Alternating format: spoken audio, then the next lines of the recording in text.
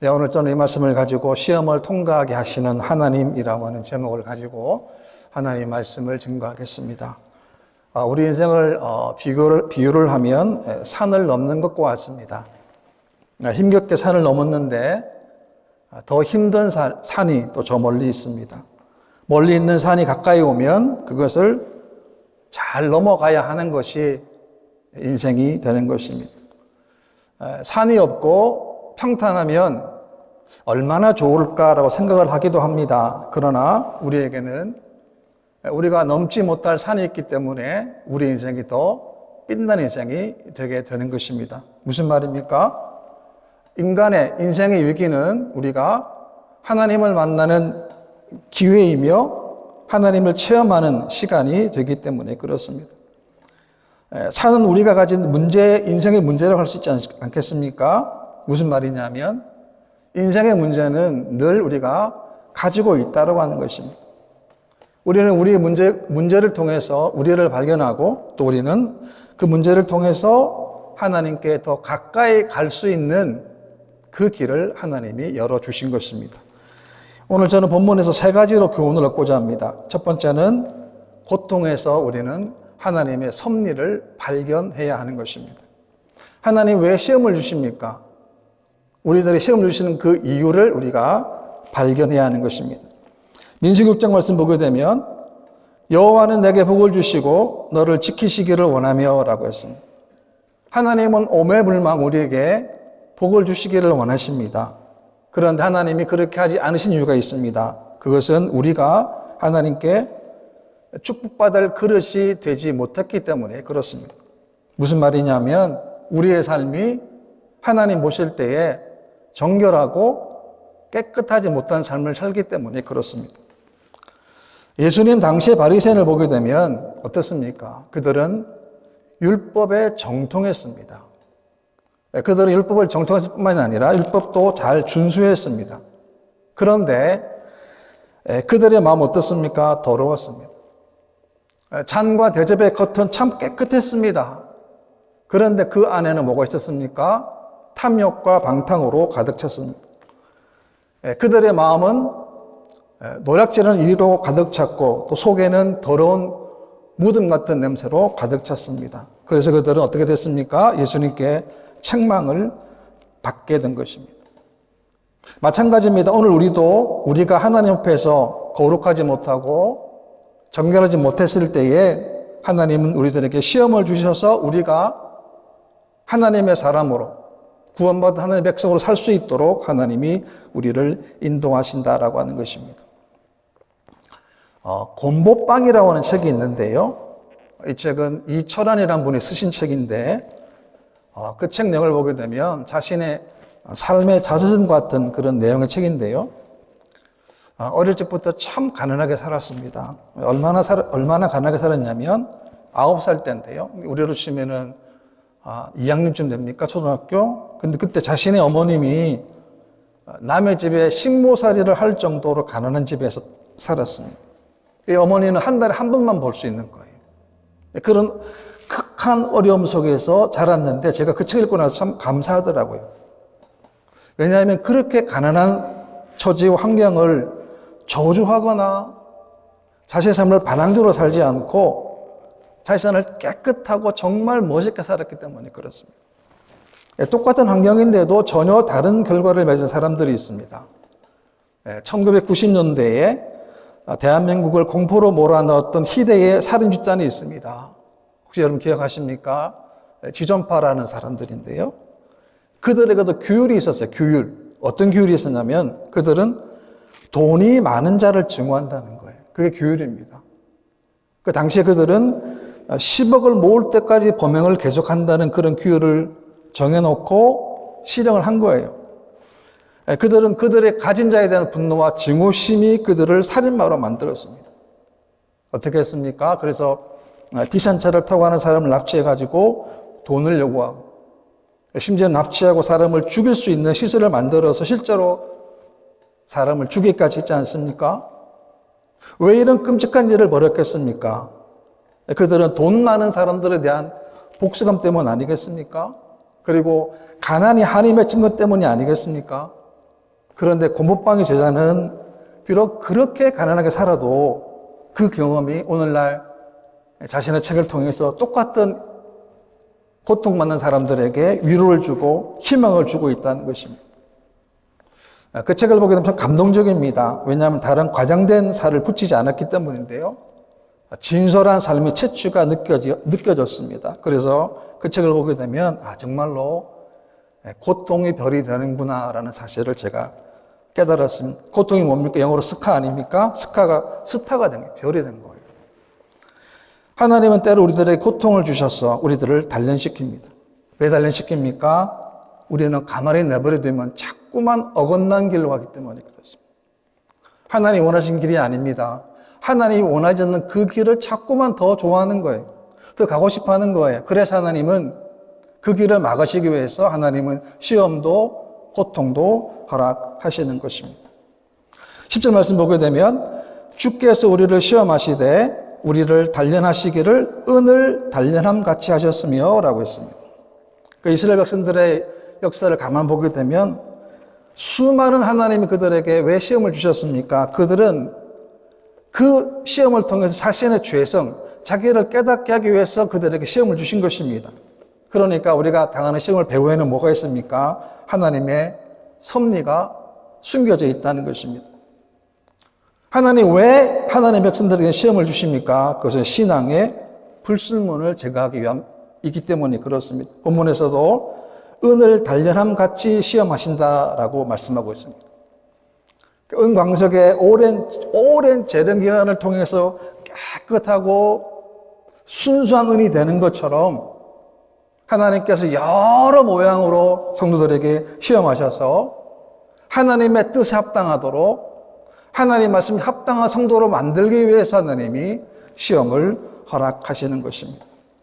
우리는 여러 가지 시험을 통해서 우리 안에 있는 것들을 어떤 것이 있습니까? 우리 안에 거만, 우리 안에 교만함, 우리 안에 이기주의, 인본주의, 세속주의를 하나님이 다 깨뜨려 버리시는 거예요.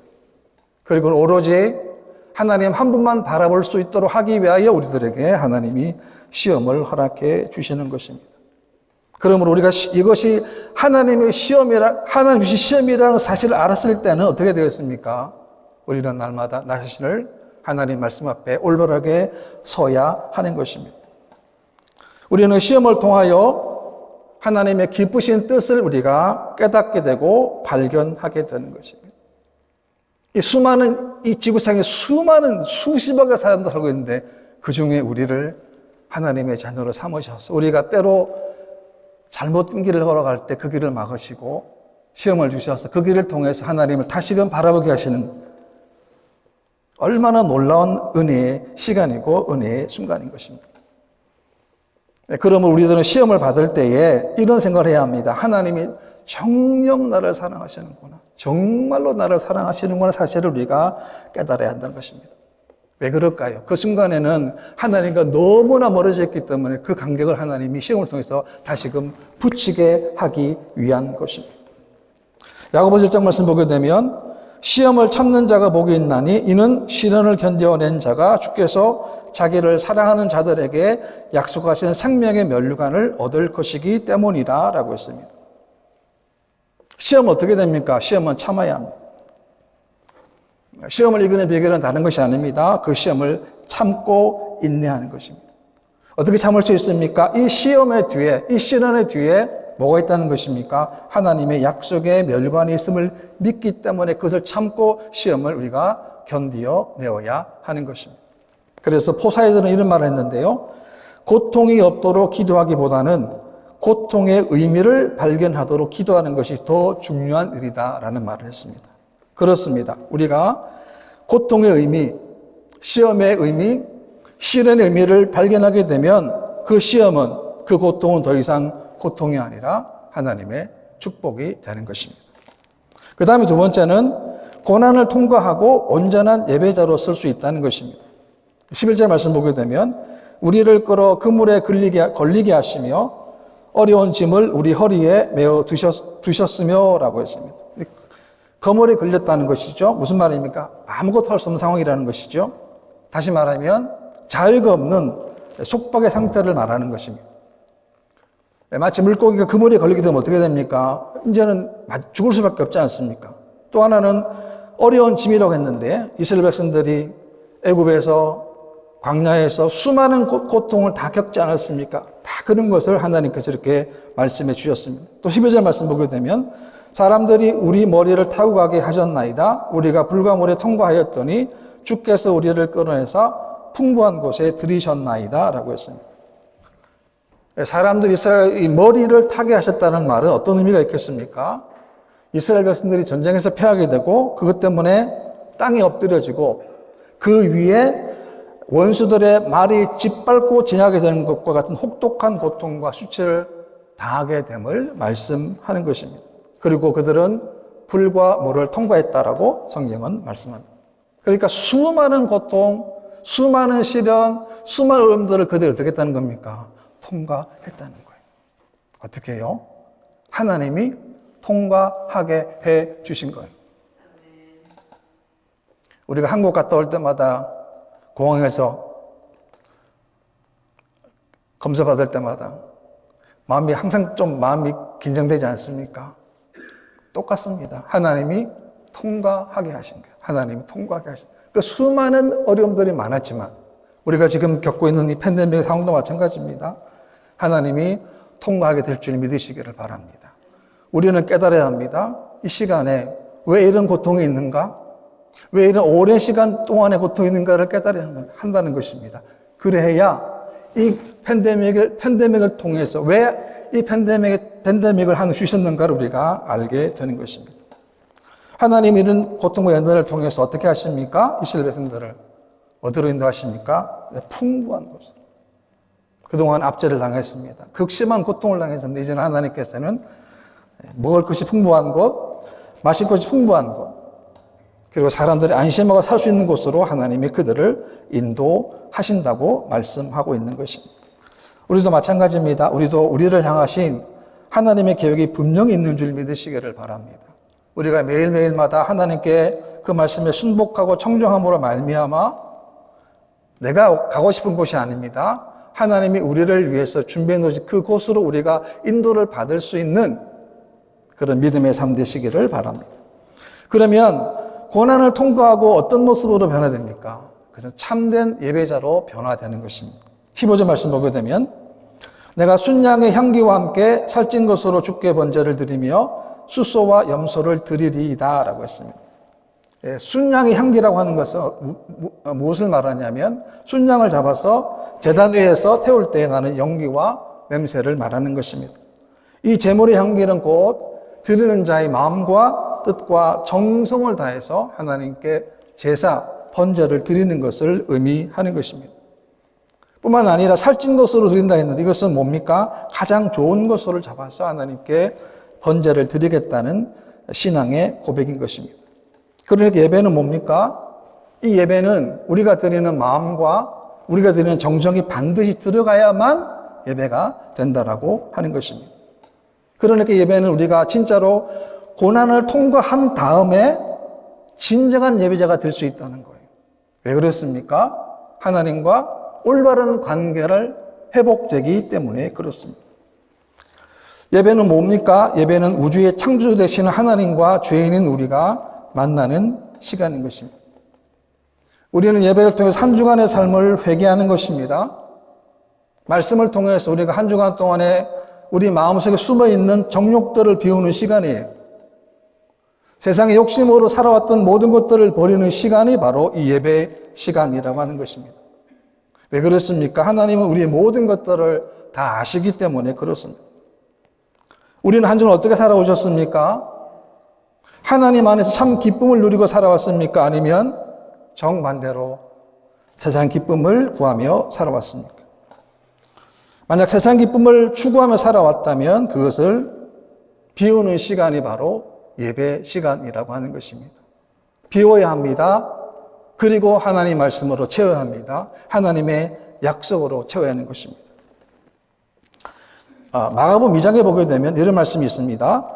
또 이르시되 안식일이 사람을 위하여 있는 것이요 사람이 안식일을 위하여 있는 것이 아니니라고 했습니다. 오늘 주일이 누구를 위해 있는 것입니까? 안식일은 누구를 위해 있다는 말입니까?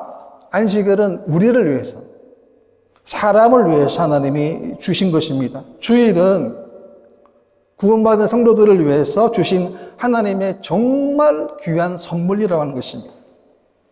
그게 무슨 말이냐면 우리가 한 주간 동안 열심히 일을 했습니다. 한 주간 동안 열심히 일을 하고 그리고 다시금 주일 성전에 모여서 함께 예배드리고 인생의 모든 짐을 내려놓고 그리고 나 자신을 다시 돌아보는 시간이 바로 예배라고 하는 것입니다. 우리는 함께 모여서 성도로서의 교제도 함께 나누게 되는 것입니다. 지금 우리가 얼굴을 보는 것으로 보는 것만으로도 감사한 것입니다. 다른 건 하지 못하지만 함께 모여서 얼굴을 맞대고 한 주간 동안의 삶 또 우리가 아이들을 보는 것 자체도 얼마나 감사한지 모릅니다. 그것을 위해서 하나님이 안식일을, 주일을 우리들에게 허락해 주신 것입니다. 왜 예배가 중요합니까?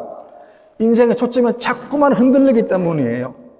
예수 믿으면 하나님의 초점 맞추면 되는데 이게 안 되는 거예요. 쉽지 않은 거예요. 우리가 주일날 예배 드릴 때는 하나님 중심으로 살아야 되겠다. 하나님 말씀 살아야 되겠다고 결심도 다짐을 하지만 또 막상 세상 가다 보면 이게 흔들릴 때가 많다는 거예요. 그래서 우리가 주일날 뭐 합니까? 흔들리는 것이 아니고 우리는 오로지 하나님이 내 삶의 주인이 되시고 우리가 하나님을 위해 살아가겠다는 결심과 고백하는 시간이 바로 예배라고 하는 것입니다. 16절입니다. 하나님을 두려워하는 너희들아 다 와서 들어라. 하나님이 나의 영혼을 위하여 행하신 일을 내가 선포하리로다 라고 했습니다. 우리가 온전한 제사, 온전한 예배를 드리려면 어떻게 되겠습니까? 하나님을 두려워하는 마음이 있어야 한다는 거예요. 우리가 지금 이 질병이 얼마나 두렵습니까? 다 마스크를 하고 공공장소 가지 못하는 거 또 얼마나 많습니까? 왜 두려워합니까? 퍼지니까요. 마찬가지입니다. 우리는 하나님을 두려워해야 하는 것입니다. 왜 그럴까요? 하나님은 우리의 겉모습뿐만 아니라 우리 마음에 있는 모든 것들을 다 아시기 때문에 우리는 하나님을 두려워해야 하는 것입니다. 뿐만 아닙니다. 다 와서 들으라 말씀하죠. 우리는 다 와서 하나님 말씀 들어야 돼요. 진리의 말씀 들어야 합니다. 복된 말씀 들어야 합니다. 내 양식, 영적인 양식의 말씀을 우리가 들어야 하는 것입니다. 이런 믿음이 뭡니까? 예배 속에 감격이 있고 기쁨이 있고 축복이 된다라고 하는 것입니다. 우리는 우리 예배가 한 주간 동안에 우리가 살아왔던 우리의 모든 것들을 하나님의 나라를 위해 생하신 일들을 듣고 얘기하고 선포하고 간증하는 삶이 예배가 되어야 하는 것입니다. 그것 때문에 하나님 우리들에게 안식일, 주일을 주신 것입니다. 그 다음에 세 번째는 잘못된 기도를 방지하는 것입니다. 어떤 기도가 잘못된 기도입니까? 회개 없는 기도가 잘못된 것입니다. 우리가 하나님을 신실하신 분임을 고백합니다. 분명히 신실하십니다. 우리가 하나님 어떻게 신실하심을 우리가 확인할 수 있습니까? 우리가 하나님께 구하는 기도 제목에 하나님 응답하심을 통해서 하나님의 신실하심을 우리가 고백합니다. 그런데 하나님이 응답하지 못하는 기도가 있습니다. 18절 말씀 보게 되면 내 마음에 죄악을 품으면 주께서 듣지 아니하시리라는 거예요. 그게 무슨 말입니까? 내 마음속에 죄를 짓고 싶은 욕망이 가득 찬 그대로 기도하는 그 기도는 하나님이 응답하지 않는다는 것입니다. 어떤 뜻이냐면 아주 강한데 하나님이 결코 그 기도에 응답하지 않는다는 뜻이 담겨 있는 것입니다. 참 무슨 말 아닙니까? 하나님께서 기도하라고 말씀하셨고 또 우리가 성경 보게 되면 수많은 믿음의 선조들이 기도에 응답받았는데 기도를 아무리 해도 아무리 오래 해도 듣지 않는 것이 있는데 그것은 뭐냐면 회개하지 않는 기도라고 하는 것입니다. 영어 성경을 보게 되면 이렇게 번역해놨는데요. If I had not confessed the sin in my heart, the Lord would not have listened. 내 마음속에 있는 죄를 고백하지 않으면 하나님 안 듣겠다는 거예요. 그러니까 무슨 말입니까? 겉으로 드러난 죄뿐만이 아니라 내 마음속에 아무도 몰라요. 나만 알아요. 그 죄를 고백하지 않으면 하나님 뭐라고 그러십니까? 내가 안 듣겠다는 거예요. 그럼 우리들은 우리 자신의 죄를 하나님께 어떻게 되겠습니까? 정직하게 고백하고 자백해야 하는 것입니다. 여러분, 죄의 속성이 뭔지 아십니까? 죄. 죄를 짓게 되면 죄에 대해서 점점 더 담대해집니다. 처음에는 죄를 지을 때 조그마한 죄라도 발벌 떨면서 죄를 지었는데 점점 더 죄의 강도가 더 커지게 되는 거예요. 나중에는 큰 죄를 짓고도 아무런 어려움을 느끼지 못하게 되는 것입니다. 왜 그럴까요? 죄에 익숙해져 있기 때문에 그렇습니다. 그러니까 본인이 죄를 짓고도 아무런 죄에 대한 감각이 없는 거예요. 그래서 바늘 도둑이 소도둑 되는 것입니다. 오늘 우리 인생 가운데 가장 불행하게 만드는 게 뭡니까? 우리의 죄입니다. 죄. 어떤 죄입니까? 우리가 회개하지 않는 죄라는 게. 내 마음의 죄라는 거예요. 내 마음에. 그러니까 그것은 우리만 알고 본인만 알고 그리고 하나님만 아는 죄라는 거예요. 그 죄를 우리는 끄집어내야 한다는 것입니다. 자신의 죄를 숨겨두고 참여하지 않기 때문에 기도가 막히고 하나님과의 관계가 막히고 응답이 막혀버리는 것입니다. 그러니까 회개가 이렇게 중요한 거예요. 왜? 회개는 우리의 기도가 하나님께 상달되게 만들고 하나님께 우리의 기도가 응답받게 하기 때문에 그렇습니다. 회개는 입술로만 하는 것이 아닙니다. 진정한 회개는 어떻게 해야 되겠습니까? 우리는 삶을 통해서 하나님께 회개를 구해야 하는 것입니다. 문제는 뭐냐면 자신의 죄가 뭔지를 잘 모른다는 거예요. 그래서 우리가 하나님께 죄를 고백하지 않는 한 영적인 기쁨과 축복을 우리가 누릴 수가 없는 것입니다. 그렇기 때문에 기도할 때는 외적인 자세보다는 더 중요한 게 뭡니까? 내 마음의 상태라는 거예요. 우리가 어떤 마음의 태도를 가지고 어떤 마음의 자세를 가지고 하나님께 기도하는 것입니다.